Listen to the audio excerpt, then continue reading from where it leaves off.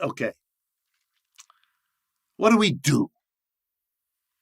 Are there some examples? Well, first I want to start out with something we shouldn't do and are doing, and then tell you about something we should do and we aren't doing. Here we go.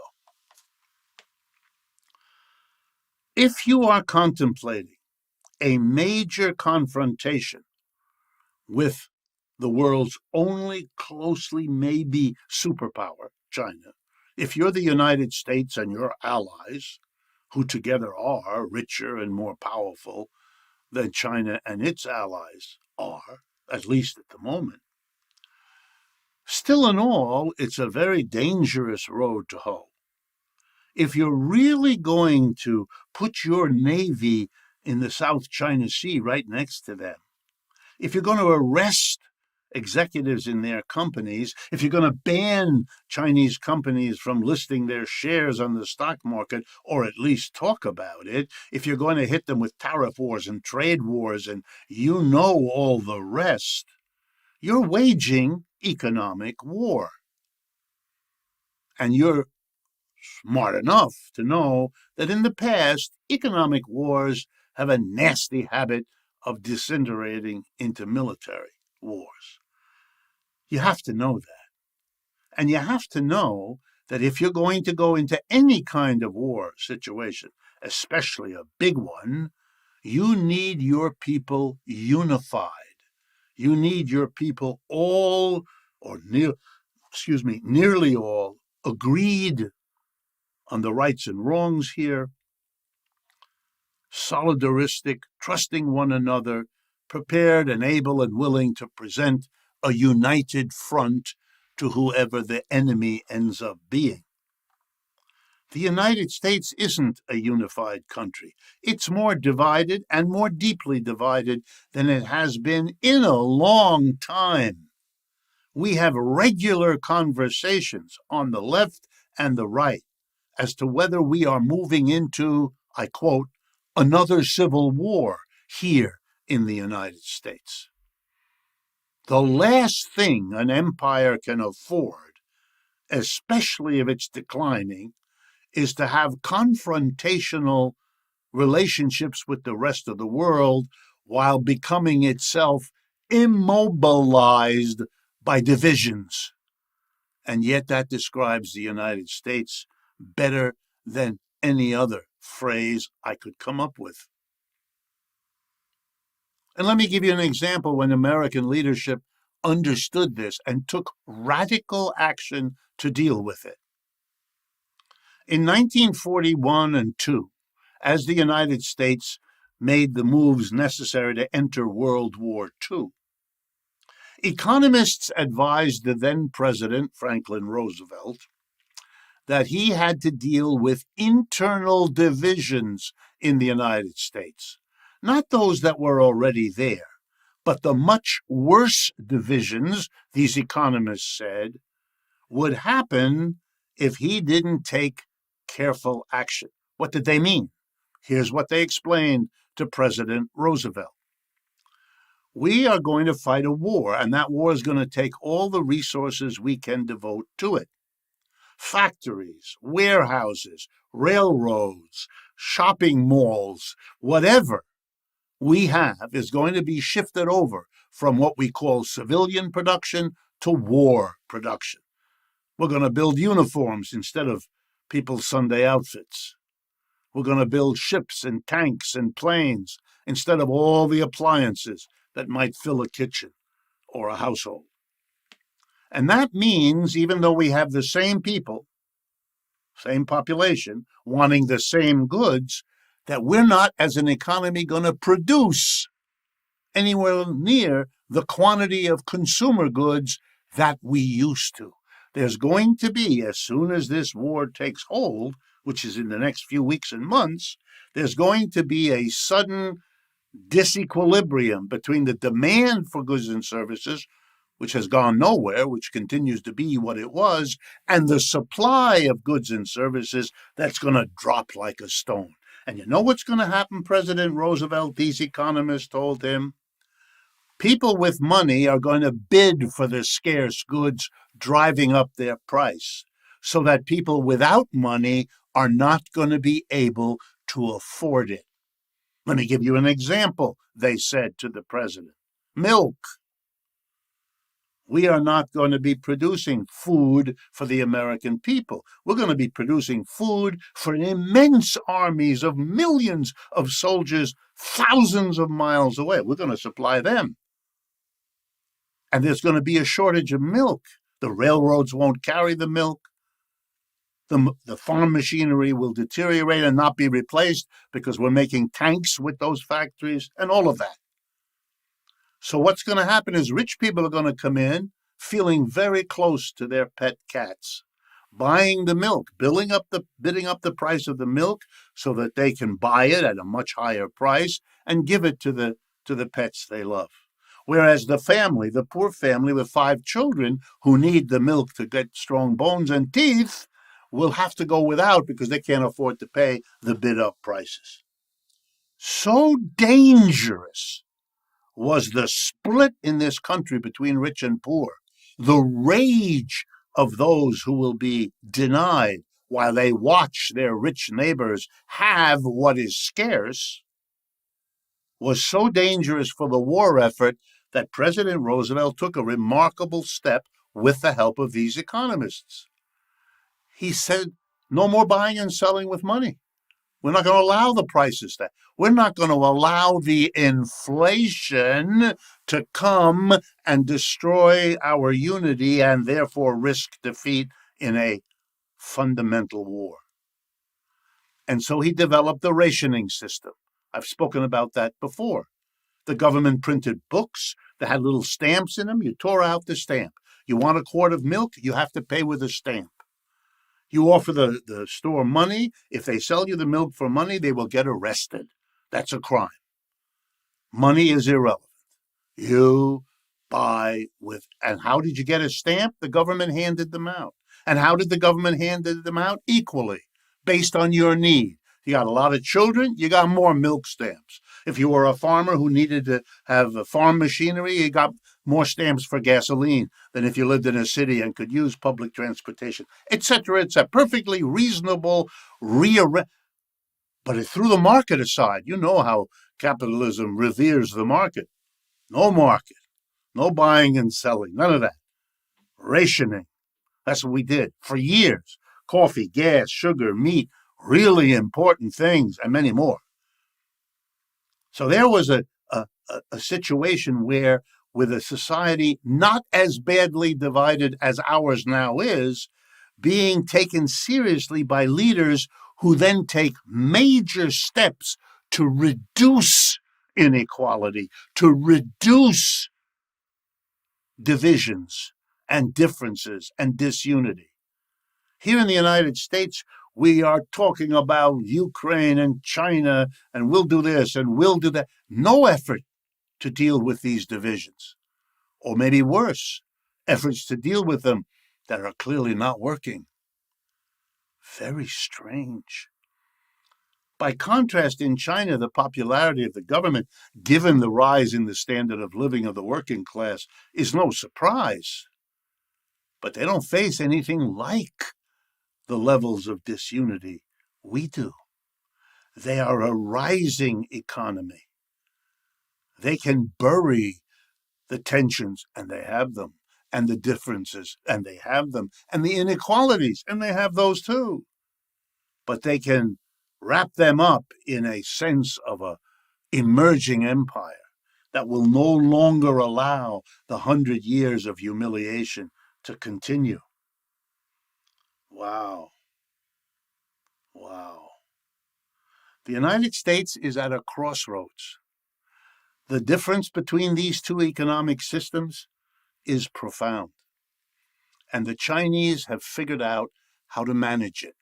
And I want to close with that, because in a way it's the most important point. In the United States, most production, factories, offices, and stores, are organized as private capitalist enterprises. An owner, a partnership, a board of directors of a corporation, very small numbers of people, own and operate and preside over and tell everybody what to do, and the army of people who are told what to do are called employees. Private capitalism. China had as one model a very different arrangement. Still employers in small number and employees in large number, yes, but it was called the Soviet Union. And it made the state the small number of people at the top and the rest of us employees. The government became the owner-operator. The government officials were the partners. Government officials were the board of directors, not private. So you have a state system in Russia and a private system. They both used the employer-employee model, but one was private, one was state. China looked at these two and said, very interestingly, even though they were helped to win their civil war in 1949 by the Soviet Union, not the United States, they made the decision already back then, although it was much debated, and then it grew much more later. They made the decision, which is now China, not to go to either extreme, not an economy overwhelmingly private, and not an economy overwhelmingly state. The trick, they thought, would be to have the two, private next to state, maybe 50-50, 60-40, but not either or. And that they would coordinate, get from the private what it's good at, get from the state what it's good at, make sure the two are coordinated so that you get the best, because you've put the state or the private in charge of what each is best at. This was the plan. This is what they've been doing. And they have been spectacularly successful. The coordinator, the Chinese Communist Party. That's right. And they are full of problems and difficulties that we can talk about. But when it comes to emerging out of poverty, they did it. When it comes to being no longer the poor, miserable country of 100 years of humiliation, they achieved that. When it comes to raising the standard of living of the mass of their people, they're stunningly achieved that. And when it means coming to challenge the superpower of the world, the United States, they've done that now too. This is not an empire that's going away or going away quietly or going to be fading out of our story. They have done what I began with. Marx asked and said, no system, capitalism, the employer-employee way of arranging production, no system ever disappears, Marx told us, until it has explored all the ways of surviving. We explored private capitalism, and it did some amazing things, the rise of the American empire. We've explored state capitalism, state employer-employee. That was the Soviet Union, the fastest growing economy in the 20th century. Whatever else you think about the Soviet Union, they were Europe's backward, unimportant backwater in 1917, and they were the dominant economic superpower in 1975. That's an amazing story when you remember that they fought World War I, they had a civil war, and they fought again World War II, and both world wars were fought on Russian territory as much or more than anywhere else. Remarkable what they achieved. But they also had big problems they didn't solve. And so the Chinese, watching, like they're watching Ukraine, learning the lessons as they are with Ukraine, decided we're going to mix these two. We're not going to do the US, and we're not going to do the Soviet Union. We're going to mix the two together with a powerful Communist Party on top to make sure that we can get rid of the negatives each of them brings and build on the positives each of them offers. And they've proved their case. They grow faster. And I want to remind you that the majority of defenses of capitalism in the past always were. Capitalism does divide people. It does make rich and poor. But the best solution, grow the economic pie. That way, those with big pieces will get an even bigger one because the pie is bigger. And the ones with little pieces, they'll see it grow. And they'll be so happy that they get a larger piece, they won't be upset that the rich are also getting richer. That interesting approach the Chinese have used way better. They've grown their economy with their mixed system way better, way faster.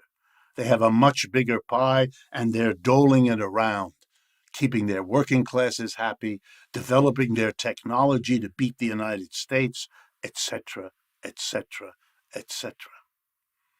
Marx's point again, though, and I want to leave you with this and not shirk facing it. Am I saying that therefore the Chinese are not socialist? Nobody has a patent on the word socialist. The Chinese call their system socialism. Socialism with Chinese characteristics. What they mean is a system of private enterprises and state enterprises with a dominating control of a communist party. That's their system. Each working place, factory, office, farm, store, has its employers at the top, private or state, and its employees doing what they are told. Nowhere is there a major economic sector in which the workers democratically own and run their own enterprises. That, Marx said, is where the system will go after capitalism. That's the issue for the next system. We're not at that point yet. What we are at is the fading of the either-or dichotomies between private and state capitalism that were the 20th century U.S. versus USSR story. Those have been superseded by the combination run by the party that is the Chinese resolution of the thesis of private capitalism, the antithesis of state capitalism, and the synthesis that the Chinese have now shown us is the ticket to being the next and probably the last empire that capitalism will have been able to produce. 2 lessons to draw. Number 1, socialists who think that they can go beyond capitalism should understand that that means taking what's valuable from private capitalism, taking what's valuable from state capitalism, and now taking what's valuable from the mix, but taking it to a new place, to a place where democracy builds from the bottom, from the organization of the economy to guarantee that it becomes the norm in society as a whole. No one has done that before. And that can solve problems that are problems for private capitalism, problems for state capitalism, and problems for the Chinese hybrid. Last point again. It would be a great catastrophe, obviously, if instead of working out a way to live together on this planet, the private capitalism of the United States and the mixed capitalism of China, and the great likelihood that other countries, Russia, Asia, Africa, Latin America, are going to follow the Chinese model because of what it has achieved. A war approach, an aggressive approach, an attempt to stop the development that's underway is fruitless and dangerous. Britain and the United States came to an understanding. The United States and China has to do that too. The alternative is so unthinkable and so tragic that I appeal to everyone who understands the enormous stakes of where we are to become an advocate of resolving these kinds of tensions, not in military ways. But to do that with the intensity and the creativity we need, you have to understand where we are. We are at the passing of one empire and one system, and the emergence of another. Not system in the sense of capitalism, non-capitalism. That is yet the criticism of the existing system that has to be developed to take us the next step. But we need to understand the momentous shifts that we're a part of right now.